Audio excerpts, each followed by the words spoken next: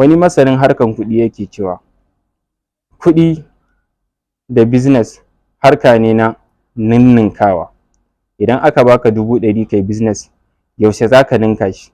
Kwana nawa zai ɗauke ka? Wata nawa zai ɗauke ka maida shi 200,000? Daga 200,000 nan yaushe za ka ninka shi? Kwana nawa ko wata nawa ko sati nawa zai ɗauke ka maida shi 400,000? Daga nan haka.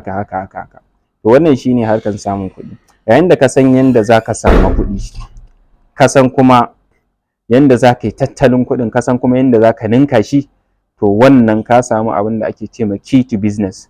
Ka samu wani irin makulli na harkan kasuwanci wanda zai taimake ka ba ɗan kaɗan ba.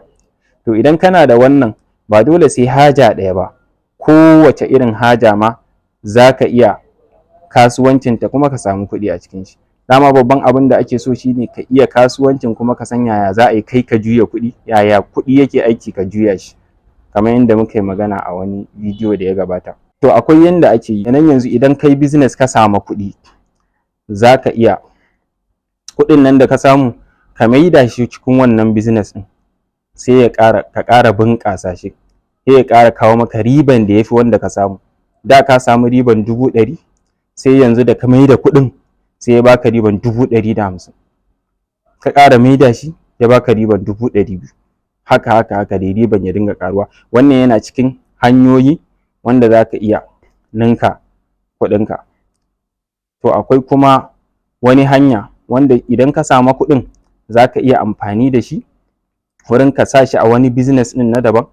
Idan ka sa shi a wani harka na daban, ba harkan da kake yi ba, sai ya dinga kawo maka kuɗi.